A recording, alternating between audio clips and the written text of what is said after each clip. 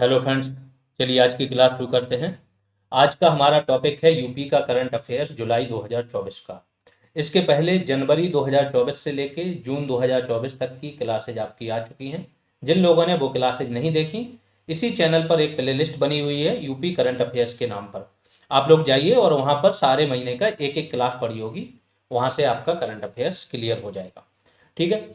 ये जो current affairs की क्लासेज आपकी आ रही हैं, इनको हम पूरी तरह से कवर कर रहे हैं।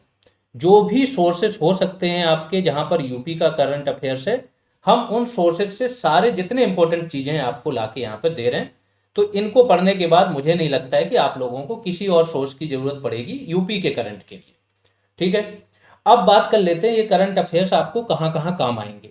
देखो, हाल में जितने भी एग्जाम होने वाले हैं आपके, चाहे वो बीपीओ का हो, चाहे जूनियर असिस्टेंट का हो, चाहे आरओ का हो, फॉरेस्ट गार्ड का हो, या मंडी सचिव का हो, और भी बहुत सारे एग्जाम लगातार हो ही रहे हैं। यूपी ट्रिपल एस सी ले रही है। तो यूपी का कोई भी एग्जाम हो, यूपी पीसीएस भी, अगर यूपी का करंट आपको पढ़ना है तो ये सारा करंट आपको काम आएगा। यूपी ट्रिपल एस सी के तो जितने भी अब एग्जाम हो रहे हैं, सब में यूपी स्पेशल 20 मार्क्स का आ रहा है।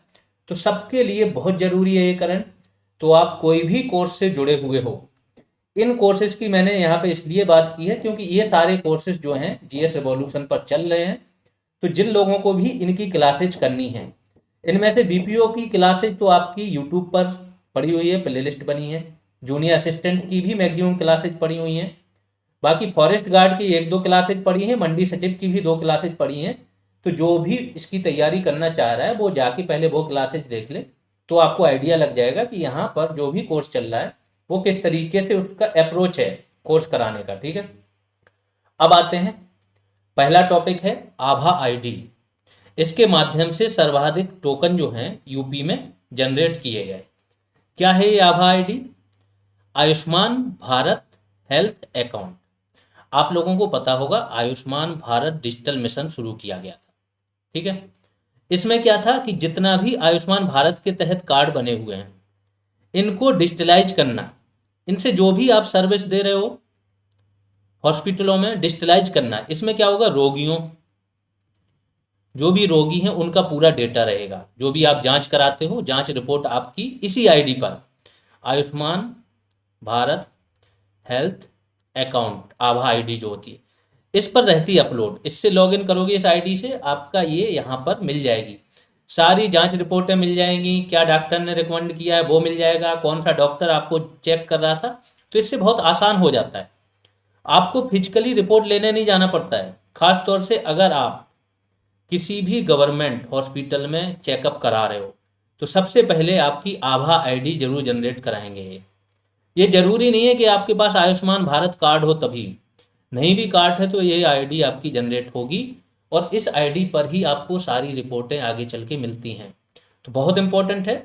रिपोर्ट मिलने से क्या हो जाता है कि आप कहीं पे हो, सपोज करो आप दिल्ली में इलाज करा रहे हो और आप यहाँ से 400 किलोमीटर दूर कानपुर में बैठे हो, तो क्या होगा, जब जांच रिपोर्ट आएगी ना आपकी वहीं पे अपलोड हो जाएगी, आप वहीं पे देख पाओगे। आपको फिजिकली यहाँ पे लेने नहीं आना पड़ेगा। अगर आप ऑनलाइन डॉक्टर से कंसल्ट करना चाहते हो तो वो बता देगा कि क्या प्रॉब्लम है क्या नहीं है। तो ये काफ़ी आसान हो जाएगा। इसको और ये विस्तृत कर रहे हैं क्या, कि डॉक्टर्स के भी सारे रिकॉर्ड रहेंगे। कि कोई अलग अलग होता है डॉक्टर का, तो अलग अलग क्षेत्र से जो विशेषज्ञ होते हैं, कोई नाक का है, कोई कान का है, कोई पेट का है, तो डॉक्टर्स के रिकॉर्ड रहेंगे। तो आपको पहचानने में आसानी होगी कि ये इस क्षेत्र के डॉक्टर हैं, आपको इसमें दिखाना है और आप जाके उसको चेकअप करा सकते हो। तो इसके बारे में जानते हैं। हाल ही में उत्तर प्रदेश ने आयुष्मान भारत हेल्थ अकाउंट आभा के माध्यम से भारत में सर्वाधिक कितने, 1,43,00,000 टोकन सृजित करने की उपलब्धि हासिल की। एक्चुअली ये कोई उपलब्धि तो है नहीं, है ना। जो बीमार होगा वही तो जाएगा हॉस्पिटल। यूपी की जनसंख्या कितनी है, अगर 2011 की जनगणना ले लो तो 19.98 करोड़, यानी 20 करोड़। जब ये 20 करोड़ जनसंख्या है तो पक्का है इसके बाद जो दूसरे नंबर की जनसंख्या है इसकी 60%। तो यहीं पर ही तो सबसे ज़्यादा जनरेट होंगे। आभा आईडी क्या है इसके बारे में जानो। यह एक अद्वितीय 14 अंक की संख्या है। जैसे आपकी आधार कार्ड है 12 अंक की है संख्या, ये 14 अंक की संख्या है। आधार नंबर जैसा ही है ये आईडी। जिसका उपयोग किसी व्यक्ति के संपूर्ण स्वास्थ्य रिकॉर्ड को जोड़ने के लिए किया जाता है। तो ये पूछ लेते हैं कि जो आभा आईडी है वो कितने नंबर की है। इसका लक्ष्य क्या है? स्वास्थ्य देखभाल के डिजिटलीकरण को बढ़ावा देना। आभा के माध्यम से रोगी की जानकारी का संग्रह एवं इनकी पुनः प्राप्ति की सुविधा मिलती है। अब जब ऑनलाइन रहेगी तो वो कहीं खोएगी नहीं, फिर से उसको जब भी चाहो तब देख लो। अगला, उत्तर प्रदेश में फसल विशिष्ट बोर्ड स्थापित किए जाएंगे। आप लोगों ने देखा होगा कॉफी बोर्ड, ये पढ़ना भी है आप लोगों को। कॉफी बोर्ड कहाँ स्थित है, चाय बोर्ड कहाँ स्थित है ना, शर्करा बोर्ड कहाँ स्थित है। अभी हाल ही में एक हल्दी आयोग बना दिया, तो ये कहाँ है। इस तरीके से ये क्यों बनाए जाते हैं? जब कोई बोर्ड बनता है तो उसमें कुछ विशेषज्ञ आते हैं, कुछ गवर्नमेंट के अधिकारी होते हैं।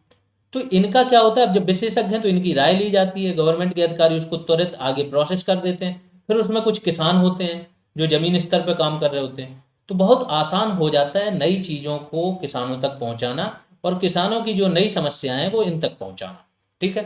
तो अब यूपी में सरकार ने लक्ष्य रखा है कि जो कृषि उत्पादन है, कृषि उत्पाद हैं, इनका हमें एक्सपोर्ट करना है। कितने का? 50,000 करोड़ का लक्ष्य रखा है।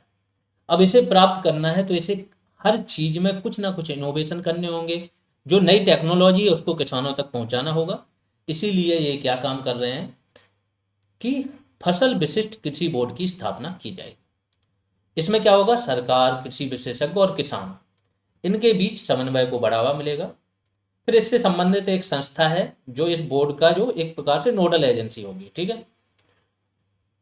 तो ये कौन सी ये संस्था? इंडियन स्तर पे है। ठीक है। बनेगा बोर्ड यूपी में, तो ये विशेषज्ञता वगैरह अपनी शेयर करेगी। भारतीय खाद्य एवं कृषि चैम्बर IFCA, इसकी स्थापना मोदी गवर्नमेंट के कार्यकाल में ही 2015 में हुई थी।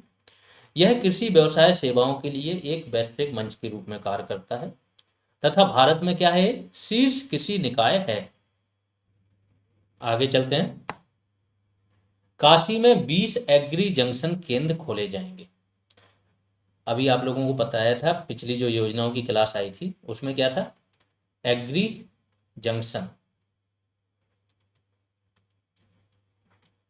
प्रशिक्षित कृषि उद्यमी योजना, इसमें क्या होता है, जो युवा होते हैं, युवा किसान होते हैं, इनको प्रशिक्षण दिया जाएगा।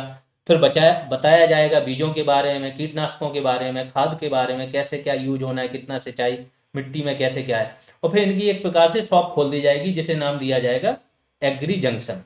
ऐसे 10,000 खोले जाने हैं पूरे देश भर में।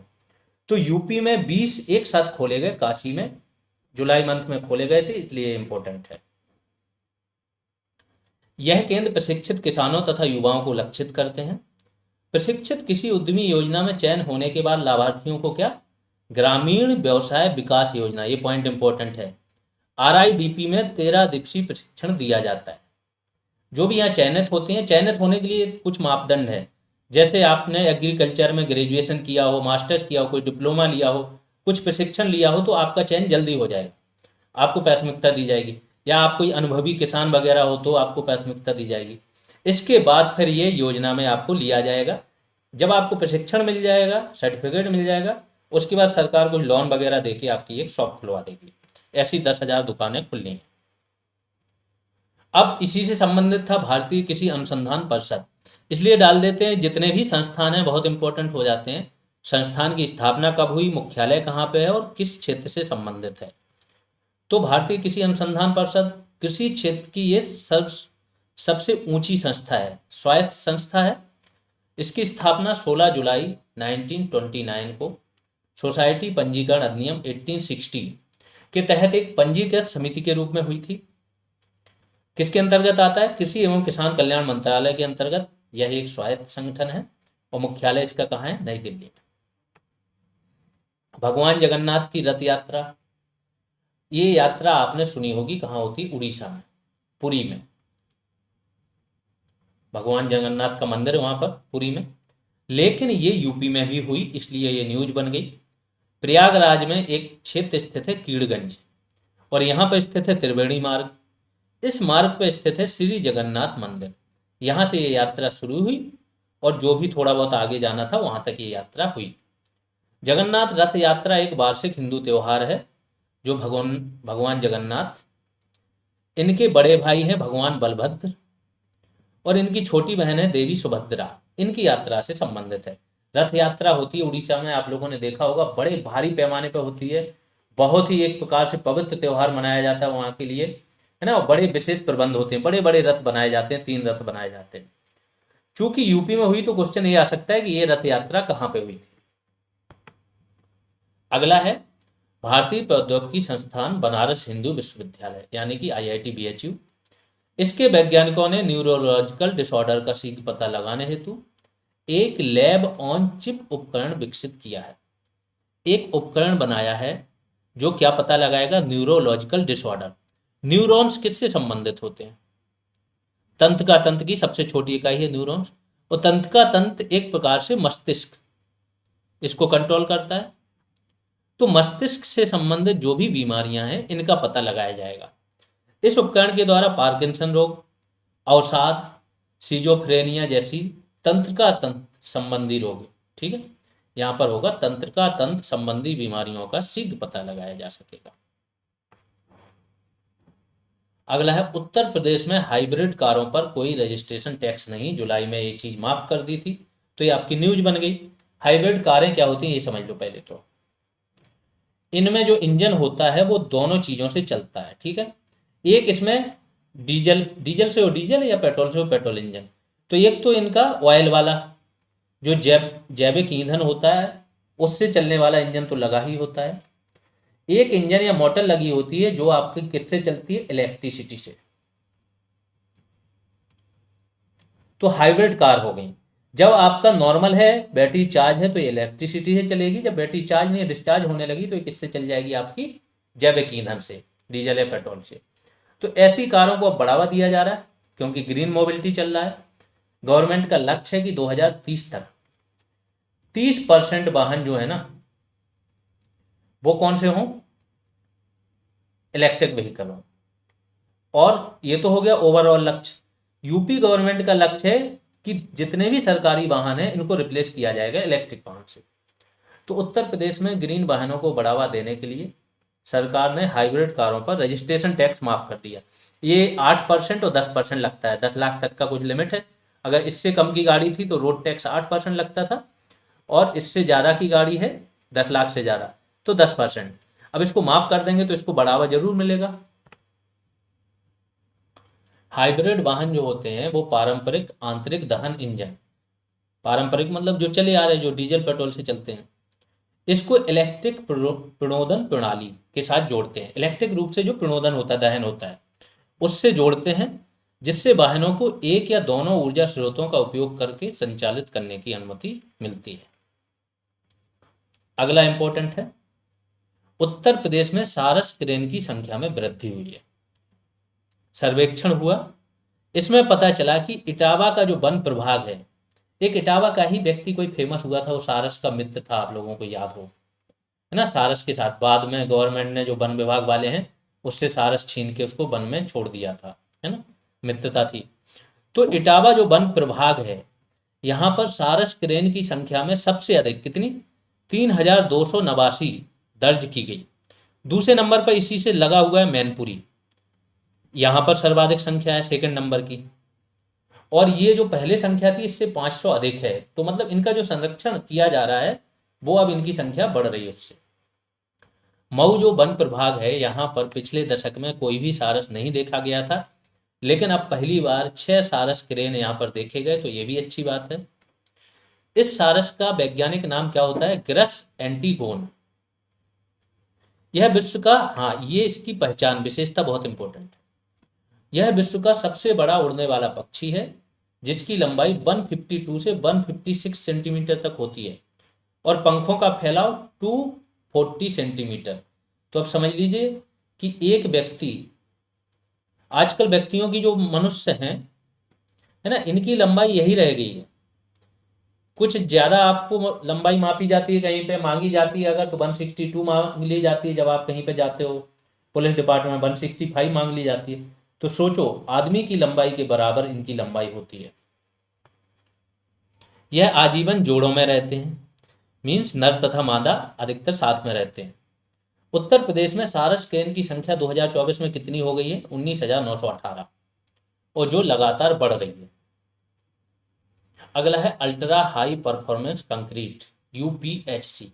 अगर आप लोगों को पता हो कि जो राम मंदिर बन रहा था, यहाँ पर जो बेस बनाने के लिए भी इसी टाइप की किसी कंक्रीट का यूज हुआ था। अल्ट्रा हाई परफॉर्मेंस कंक्रीट है जो नॉर्मल सीमेंट होता है उससे कम से कम 4 से 6 गुना ज़्यादा मजबूती ये प्रदान करती है, तो इसकी सेल्फ लाइफ काफ़ी ज़्यादा बढ़ जाती है।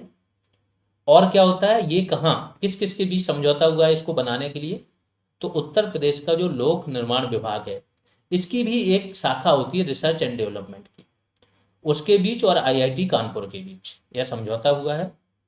तो ये पूछ लेते हैं किस किस के बीच में समझौता हुआ है, क्या है ये, क्या विशेषताएं हैं। और इसकी सेल्फ लाइफ लंबी होती है तथा सामान्य सीमेंट की तुलना में 4 से 6 गुना अधिक मजबूत होता है। अगर आप लोगों को पता हो, आजकल क्वेश्चन ऐसे ही पूछे जा रहे हैं, कुछ भी पूछ लेते हैं उसके बारे में, ऐसा नहीं कि आपको केवल पिन पॉइंटेड जानकारी हो, 1 या 2 पॉइंट और आ रहे हो। दृष्टिहीनों के लिए नया यूजर इंटरफेस बनाया है, किसने बनाया? Triple IT, Indian institute of information and technology, Prayagraj में है। इसने जर्मनी के टेक्नोलॉजी इंस्टीट्यूट के सहयोग से दृष्टिबाधित व्यक्तियों के लिए एक चार्ट चित्र बनाने और उन तक पहुंचने के लिए एक उपकरण विकसित किया है, जिससे ये लोग क्या करें, इसका यूज कर सकें और अच्छे से चार्ट चित्र वगैरह बना सकें, उन्हें पढ़ सकें। अगले उस पर चलते हैं। उत्तर प्रदेश में अर्ली लाइटनिंग डिटेक्शन सिस्टम स्थापित किया जाएगा। अर्ली क्या है? पहले से। लाइटनिंग क्या है? जो लाइट, बिजली जो गिरती है, तड़ित चालक जिसे बोलते हैं, है ना, वो बिजली जब गिरती है तो व्यक्ति, देखते हो 50,000 वोल्ट से ज़्यादा करंट होता है उसमें, व्यक्ति हो, पेड़ हो, जो भी चीज़ हो वो जल जाती है। और यूपी में देश भर में सबसे ज़्यादा व्यक्तियों की मौत होती है इसी से। पूरे देश में तड़ित चालक से जितनी मौतें होती हैं उसमें सबसे ज़्यादा संख्या यूपी से होती है। तो अब इसके लिए क्या होगा, इसको डिटेक्शन, इसको पहले ही पता लग जाएगा 30 मिनट पहले, अगर ये सिस्टम लग गया तो। और जब 30 मिनट पहले पता लग जाएगा तो व्यक्ति तुरंत सुरक्षित स्थान पर पहुंच सकते हैं। तो इस प्रणाली का उद्देश्य क्या है? राज्य में विशेषकर मानसून के दौरान जब बादलों में क्या होती है, गर्जाहट होती है ना, गर्जना होती है, उस टाइम पे बिजली चमकती है, तो इसके कारण होने वाली जनहानि को रोकना। तड़ित के कारण होने वाली मृत्यु में यूपी देश में प्रथम है। इस प्रणाली से क्या होगा कि कम से कम 30 मिनट पहले सफलतापूर्वक पता लग जाएगा और चेतावनी दी जा सकती है। पहले चरण में 37 जिलों में लागू होगा, दूसरे चरण में 20 जिलों में और तीसरे चरण में बचे हुए 18 जिलों में। आगे चलते हैं। भारतीय मौसम विज्ञान विभाग, क्योंकि इसी से संबंधित है, ये हेल्प देगा इसको स्थापित करने में। आईएमडी की स्थापना कब हुई थी? अंग्रेजों के काल में, 1875 में। यह पृथ्वी विज्ञान मंत्रालय की एक एजेंसी के रूप में कार्य करता है। आप लोगों को कमेंट में बताना है कि पृथ्वी विज्ञान मंत्रालय, इसके अंतर्गत कौन है इसके मंत्री? ठीक है, मोदी जी के बहुत चहेते मंत्री हैं पृथ्वी विज्ञान मंत्रालय के मंत्री, और इनकी उसमें बहुत सारे मिशन सागर भी चल रहा है, जो पॉलीमेटालिक नोड्यूल्स होते हैं समुद्र की तली में, और ये इसके बारे में कहा जा रहा है कि ये अर्थव्यवस्था को बहुत गति दे सकते हैं। इनकी खोज के लिए भी बहुत सारे मिशन चल रहे हैं, इन्हीं की उसमें चल रहे हैं। इसका मुख्यालय नई दिल्ली में है। और जो भारतीय मौसम विज्ञान संगठन है, ठीक है, ये पूरे विश्व के, जो विश्व मौसम विज्ञान संगठन है ना, इसके दुनिया भर में 6 केंद्र हैं। 6 केंद्रों में एक भारतीय मौसम विज्ञान संगठन भी एक केंद्र है। ठीक है, तो दुनिया के 6 देशों में आता है, ये समझ लो इसको। श्रुतम 2024 क्या है? श्रुतम लगा है। सुश्रुत का नाम सुना होगा आप लोगों ने। 2 बहुत बड़े आयुर्वेद के चिकित्सक थे, या शल्य चिकित्सक थे ये तो, ठीक है। तो सुश्रुत और चरक, आगे चल के एक धन्वंतरी भी हैं। तो सुश्रुत जो थे, क्योंकि इनका जन्म यूपी में ही हुआ था, तो हाल ही में अखिल भारतीय आयुर्वेद संस्थान AIIA, all India institute of Ayurveda, इन्होंने सुश्रुत जयंती 2024 के अवसर पर द्वितीय राष्ट्रीय संगोष्ठी श्रुतम का आयोजन किया। सुश्रुत जो थे शल्य चिकित्सा के जनक थे। अगर हमने देखा होगा हड़प्पा सभ्यता में भी एक खोपड़ी मिली हुई है, एक नीचे का अंग मिला हुआ है और खोपड़ी में यहाँ छेद जुड़े हुए हैं, तो इससे हम लोगों ने ये अनुमान लगाया कि इस टाइम पे भी शल्य चिकित्सा क्या थी? मौजूद थी। सुश्रुत के टाइम पे तो ग्रंथ वगैरह सारी चीजें मिले, पूरे साक्ष्य मिले तो बिल्कुल थी। प्रतिवर्ष 15 जुलाई को सुश्रुत जयंती मनाई जाती है। सुश्रुत काशी के एक महान प्राचीन भारतीय शल्य चिकित्सक थे। इन्होंने क्या लिखी थी? सुश्रुत संहिता लिखी थी। ये सुश्रुत संहिता जो है इसे 5 प्रमुख भागों में विभाजित किया गया है। कौन कौन से भाग हैं इनके? सूत्र स्थान, निदान, शरीर स्थान, चिकित्सा स्थानम, कल्प स्थानम। अगला है वेंकटेश्वर विश्वविद्यालय का ब्राजील के साथ समझौता ज्ञापन। तो जब भी देखो विश्वविद्यालय, जैसे मैंने बताया, मेन फेमस रहते हैं आईआईटी बीएचयू और आईआईटी कानपुर। एक ट्रिपल आईटी प्रयागराज ले लो, यही सारे काम होते हैं। ठीक। अब अगर कोई अन्य विश्वविद्यालय कुछ भी काम करता है तो एक तो इसका नाम है, नाम से पता नहीं चल रहा है कहाँ स्थित है, तो ये आपको पता होना चाहिए, और फिर किसका समझौता हुआ। आगे चलते हैं। तो ये मेरठ में स्थित है। नाम क्या है? श्री वेंकटेश्वर विश्वविद्यालय।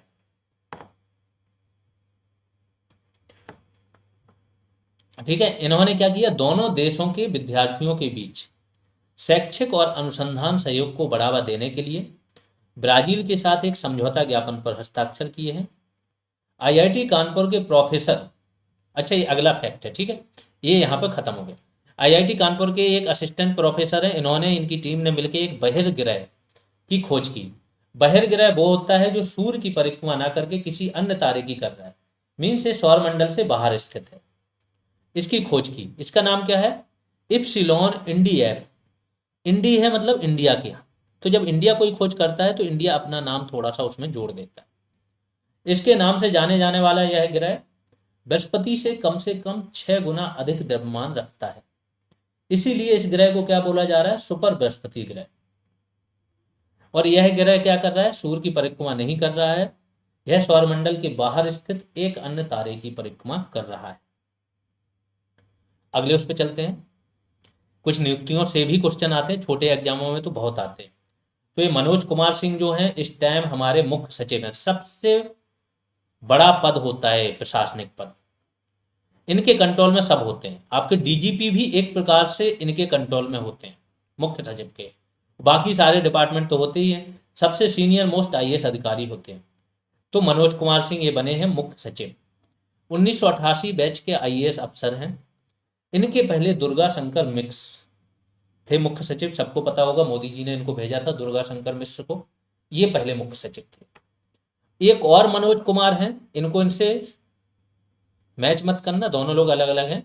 इन्हें उत्तर प्रदेश शिक्षा सेवा चयन आयोग के सचिव के रूप में नियुक्त किया गया है ना। शिक्षा सेवा चयन आयोग में बहुत अभी चल रही है, लोग बाग मांग कर रहे हैं कि शिक्षक भर्ती निकालो, तो इसलिए इनके बारे में भी जानना जरूरी है। फिर है अगला कृषि नेतृत्व पुरस्कार 2024। किसे मिला है? उत्कृष्ट शोध कार्य के लिए 2024 का कृषि नेतृत्व पुरस्कार भारतीय गन्ना अनुसंधान संस्थान लखनऊ को दिया गया। तो देखो करंट से यही होता है, करंट से इतने सारे फैक्ट आपके सामने आ जाते हैं जो स्टैटिक फैक्ट होते हैं, लेकिन वो धीमे धीमे जब आप पढ़ते रहते हो ना तो आपको लॉन्ग टर्म याद हो जाता है। जो भी व्यक्ति अगर रेगुलर करंट पढ़ता है तो उसका 40% जीएस की चीजें तो करंट से तैयार होती हैं, इसको ध्यान रखना। भारतीय गन्ना अनुसंधान संस्थान कहाँ पे स्थित है, यहाँ से ये पता चल गया। इसके पहले बहुत सारी चीजें, आईएमडी कब स्थापना हुई, कहाँ मुख्यालय है, आईसीएआर, है ना, तो ऐसे पता चलता रहता है। यह पुरस्कार एग्रीकल्चर टुडे ग्रुप द्वारा दिया जाता है। अगला है वित्तीय समावेशन तक पहुंच और स्ट्रीट वेंडर सशक्तिकरण पुरस्कार। ये पहुंचे नहीं, पहुंच है। इसको अगर देखो प्रेज, इसका शॉर्ट फॉर्म है प्रेज। ये पुरस्कार दिया जाता है किस क्षेत्र में दिया जाता है?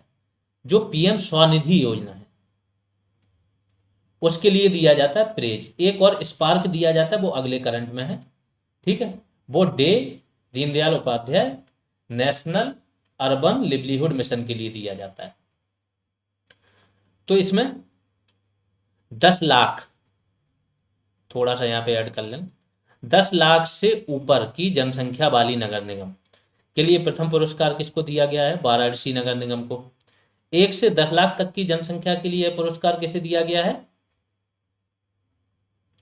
पीएम, एक तो पीएम स्वनिधि के लिए दिया जाता है,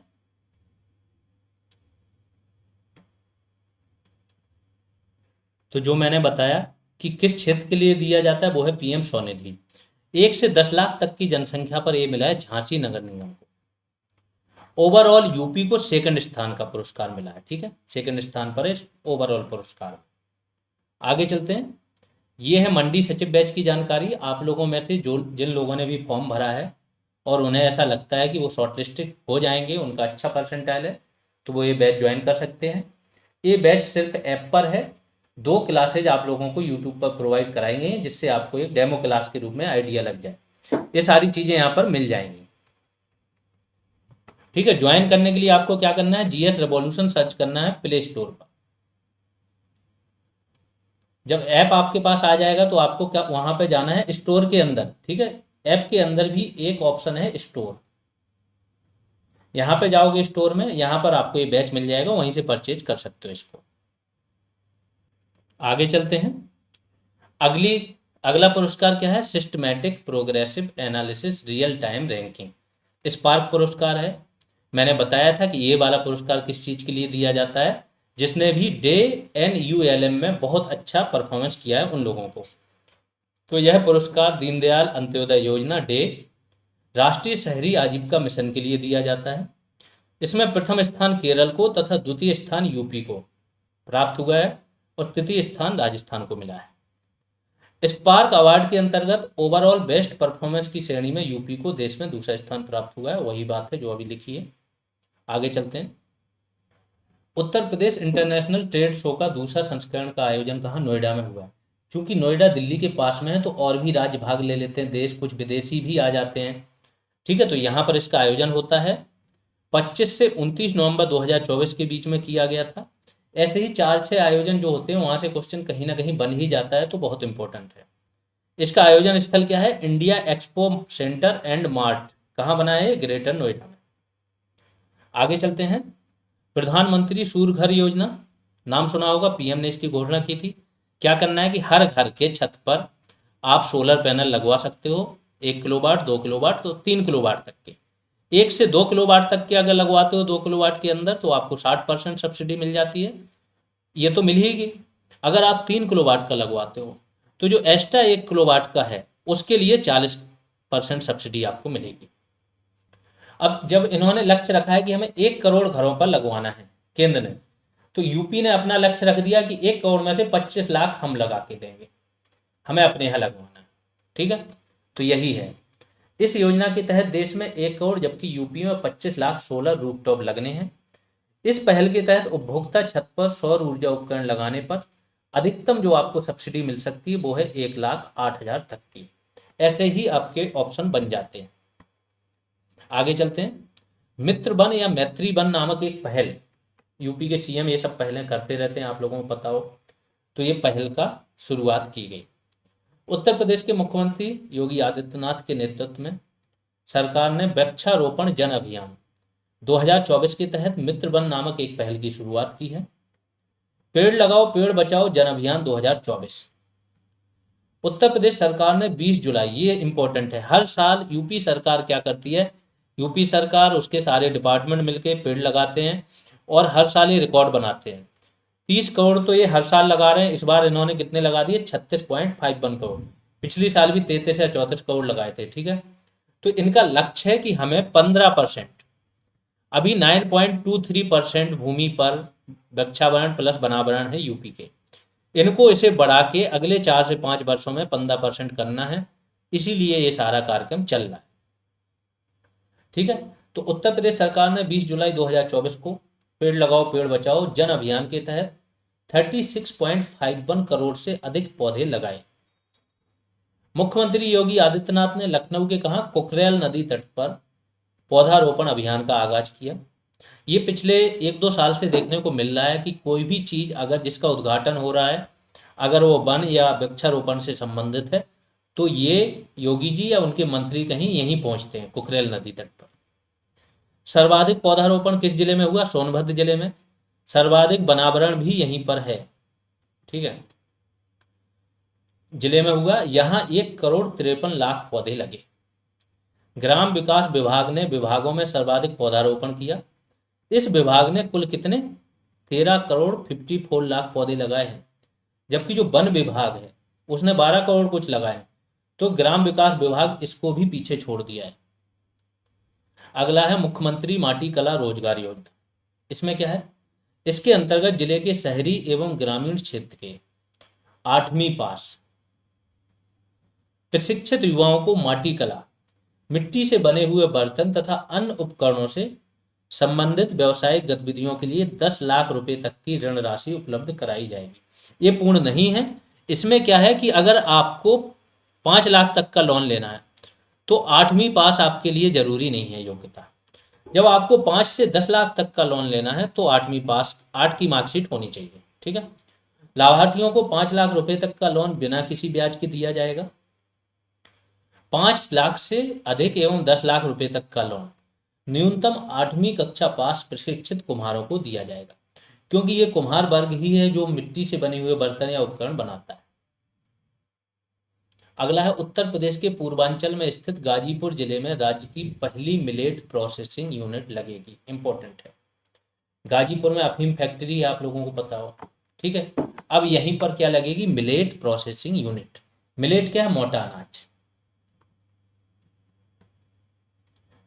इसे बोलते हैं कदन्न भी बोलते हैं, या अन्न श्री भी एक नया नाम जोड़ा गया। इसी से बने हुए उत्पाद बिकेंगे, मिठाई बनेगी, खीर बनेगी, ये सारी चीजें। 95 लाख रुपए की लागत से यह तैयार की जाएगी। अगला, जुलाई 2024 में उत्तर प्रदेश सरकार ने दिल्ली एनसीआर क्या है, नेशनल कैपिटल रीजन, इसकी तर्ज पर लखनऊ में स्टेट कैपिटल रीजन एससीआर बनाने की घोषणा की। इसके तहत क्या होगा, लखनऊ और इससे लगे हुए 5 जिले, इनके क्षेत्रों को एससीआर घोषित किया जाएगा। इसके लिए एक्स्ट्रा फंड दिया जाएगा और इसका विकास किया जाएगा कि कोई कैपिटल में आए तो लगे कि हाँ वो कैपिटल में आया है। उत्तर प्रदेश की राज्यपाल जो है आनंदीबेन पटेल हैं, गुजरात की सीएम भी पहले रह चुकी हैं, आप लोगों को पता होना चाहिए।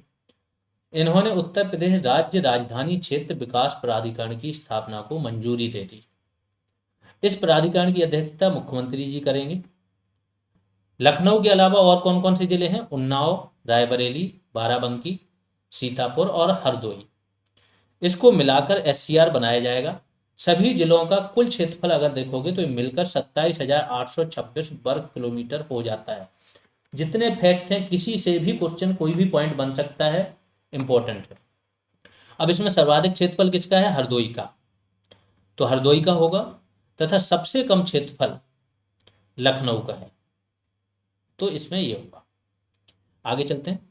उत्तर प्रदेश सरकार बुंदेलखंड क्षेत्र में यानी कि झांसी में नोएडा की तर्ज पर बुंदेलखंड औद्योगिक विकास प्राधिकरण क्या बनाएगा, बीडा की स्थापना करेगा।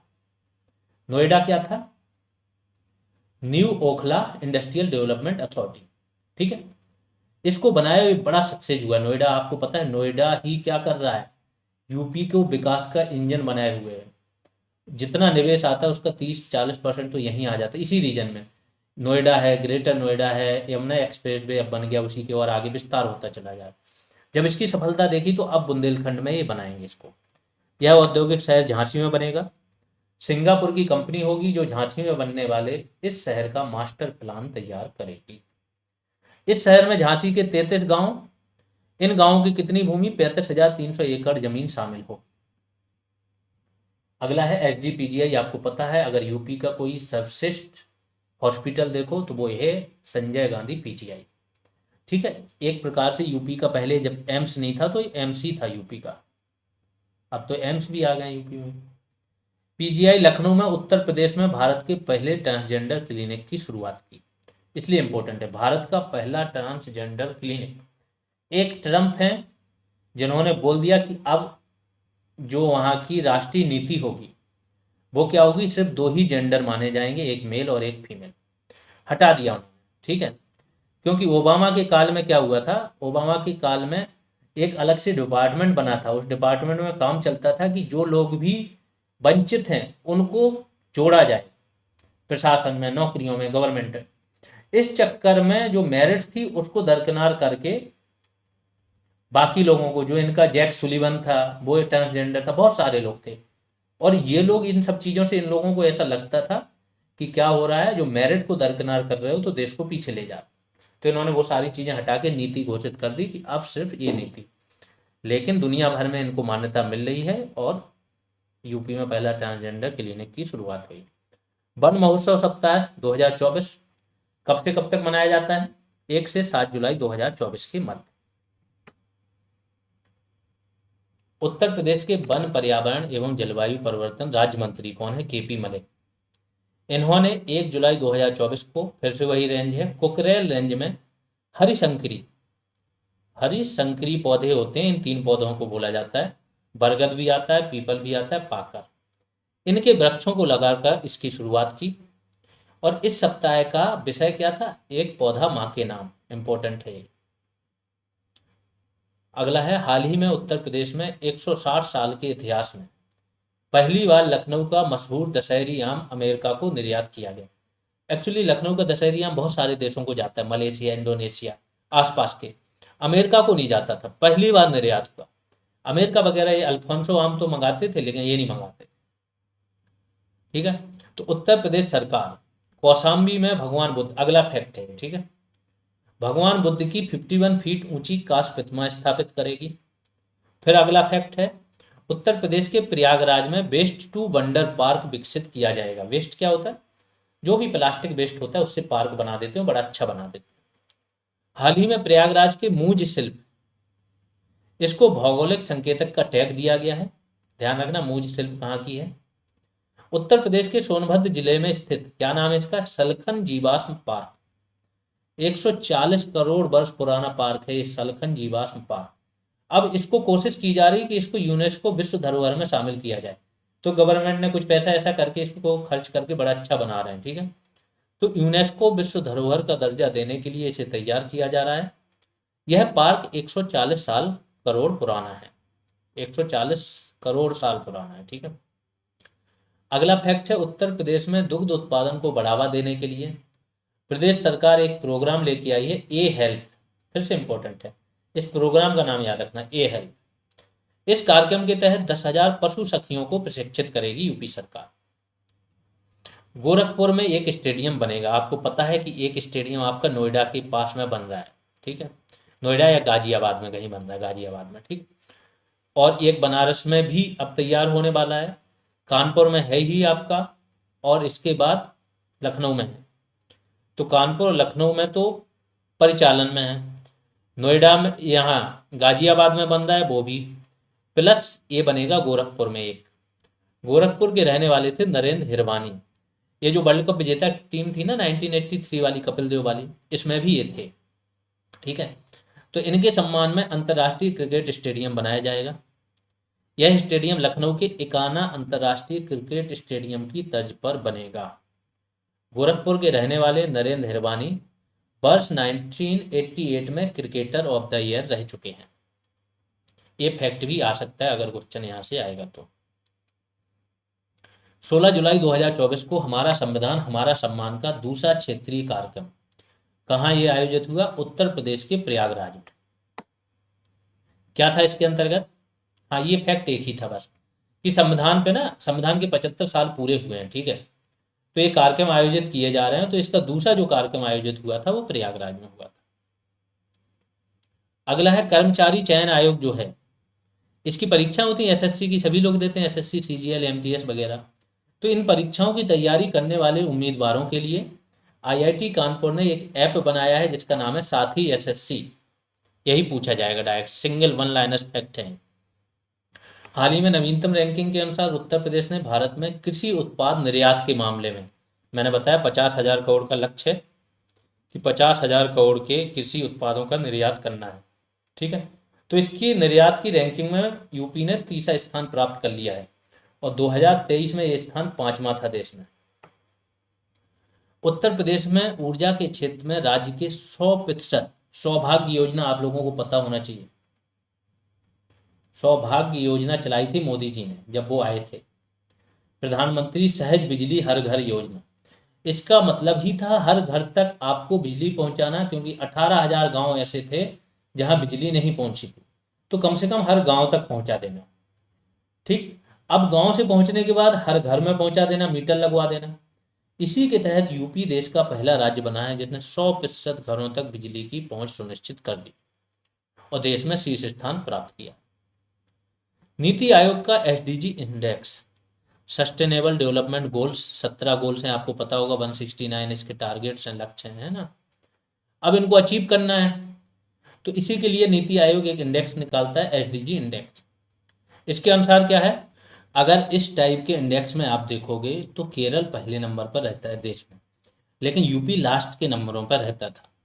अब यूपी में सुधार आ रहा है, तो 2018 से 2024 के बीच सबसे तेजी से आगे बढ़ने वाला राज्य यूपी बना है।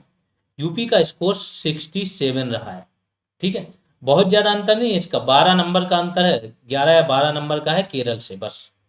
100 में से 67 इसका स्कोर रहा है, समग्र अंकों के साथ ही फ्रंट रनर श्रेणी में आ गया। अचीवर्स में तो अभी कोई भी नहीं है, अचीवर्स मतलब 100% अचीव कर लिया, अचीवर्स में तो दुनिया में भी कोई नहीं है सस्टेनेबल डेवलपमेंट गोल्स में, ठीक है, क्योंकि बहुत सारी चीज़ें उसमें, एक चीज़ थोड़ी है।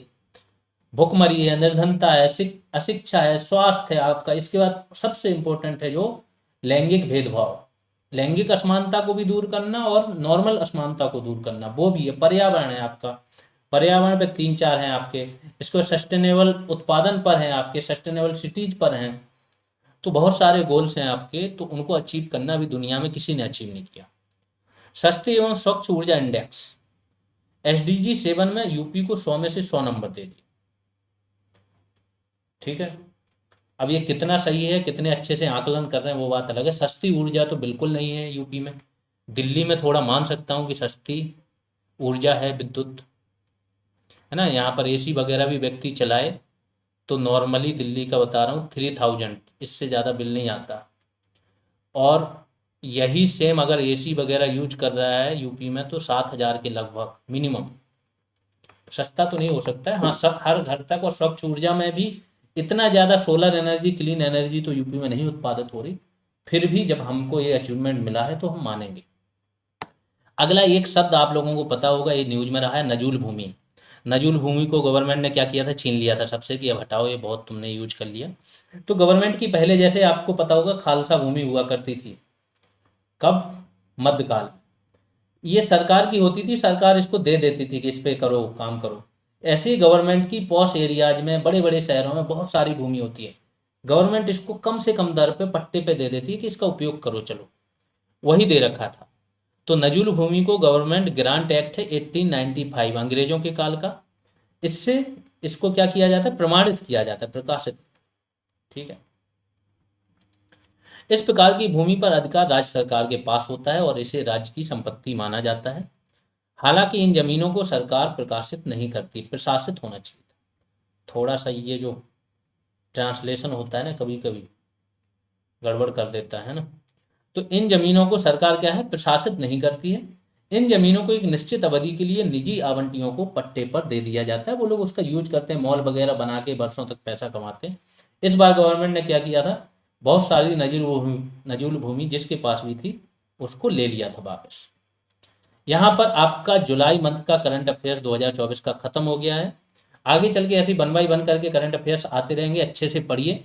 ये बीपीओ बैच की जानकारी है, अगर आप तैयारी कर रहे हो, चाह रहे हो कि आपकी तैयारी को एक अल्टीमेट आयाम मिले, बिल्कुल आराम से बैच ज्वाइन कीजिए। बड़ी ही नॉमिनल सी फीस 299 रखिए, और शायद जितने सिलेक्शन होने जा रहे हैं वो यहीं से होने जा रहे हैं। ऑलरेडी 3000 प्लस स्टूडेंट तो सिर्फ पेड बैच में आ चुके हैं, टेस्ट सीरीज मिला के और ज़्यादा है, ठीक है। तो ये फीस है आपकी, डायरेक्ट भी पे कर सकते हो या जीएस रेवोल्यूशन ऐप डाउनलोड कर लीजिए, यही जीएस रेवोल्यूशन सर्च करोगे तो मिल जाएगा, वहाँ से भी बैच ज्वाइन कर सकते हो। जहाँ से भी बैच ज्वाइन करो उसकी स्लिप आपको टेलीग्राम या व्हाट्सएप में से किसी पर भेज देनी है। कोई क्वेरी है तो इस नंबर पर कांटेक्ट कर सकते हो। बाकी फॉरेस्ट गार्ड का भी बैच है और जूनियर असिस्टेंट भी चल रहा है, तो जो भी बैच ज्वाइन करना है, जो भी आपके सगे संबंधी रिश्तेदार हैं, अगर कोई पढ़ रहा है, नौकरी चाहता है, तो आप उसके साथ ये चीज़ें शेयर जरूर करो। अभी के लिए इतना ही, धन्यवाद।